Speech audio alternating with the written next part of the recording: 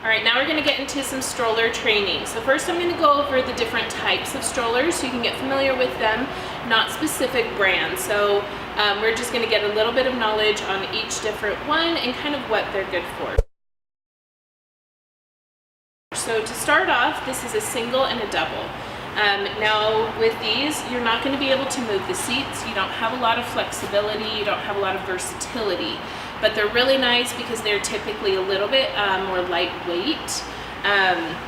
So that's great. What are they good for? Okay, so with just basic double strollers, you're going to have that side-by-side position. Now there's also a tandem style or inline, which is one in front of the other. So some pros and cons of having the side-by-side. So the nice thing is parents have easy access to both children equally, which is really nice. You don't have them fighting over seats, and they both have equal viewing pleasure, I guess. But, and you also have a smaller turning radius because it's not so long. It's usually easier to turn quicker in a side-by-side versus an inline or a tandem.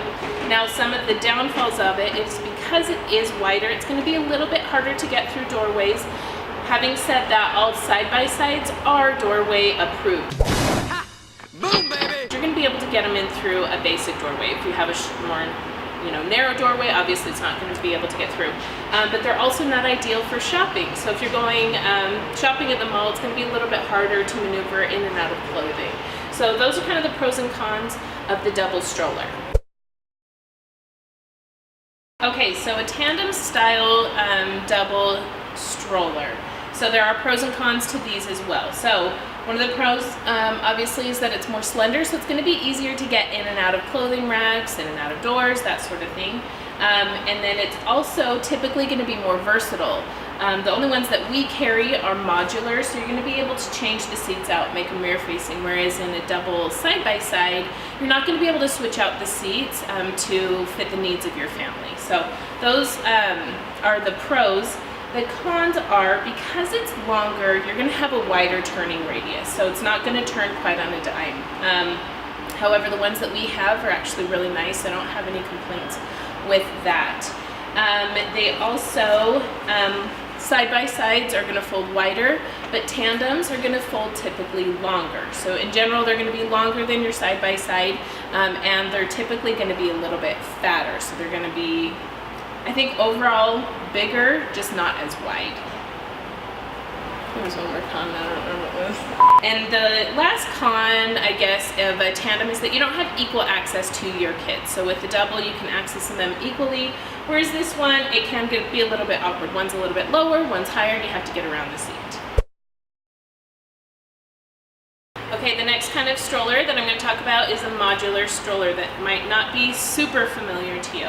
Now, a modular stroller just means that the parts are separate or can be separated. So you're going to have a frame, you're going to have a seat, and typically you have some major accessories that you can click in. It could be a car seat to turn it into a travel system.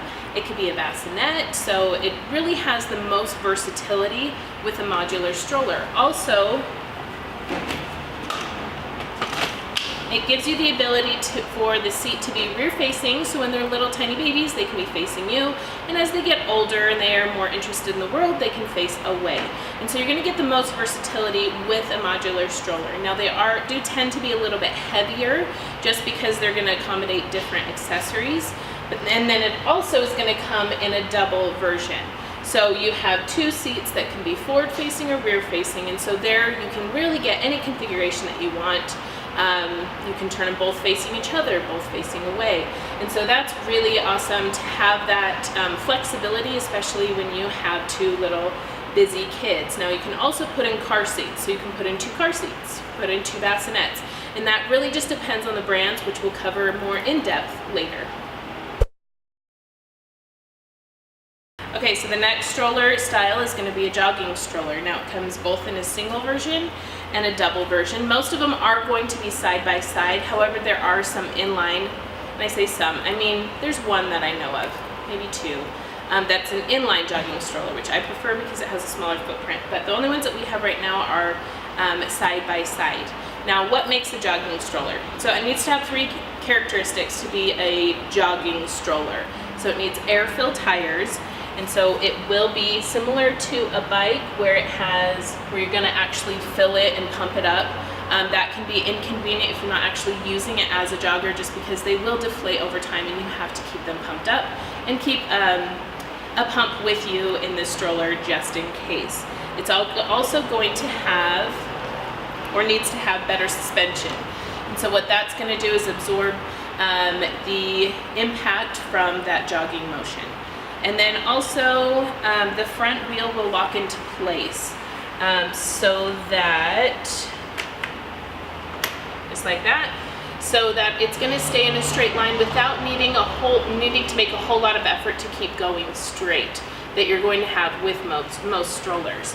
Now, some things that people need to know about joggers is, can I jog with my baby without a jogging stroller? Well, physically, technically, yes, you can. But because it doesn't have those features, it's not going to absorb those energy impact, and your baby's going to feel it more. So they're going to have more movement in the stroller, and their neck and spine just aren't developed to the point where that would be healthy. They could get injured if you were in a regular stroller while jogging. Now, also, it's going to be easier on mom and dad, so it's going to absorb that energy, it's going to be easier to maneuver, it's going to be a softer ride, so it takes less energy for you to push it. So it really is ideal to use a jogging stroller while jogging. Now, you cannot put an infant in a jogging stroller. Even though it has those features to absorb that energy, it's not enough to protect an infant. So the general rule of thumb is to not put an infant, or not jog with an infant at all until they're 6 months. Personally, I would wait a year just to make sure that their spine and neck are developed enough to tolerate that impact.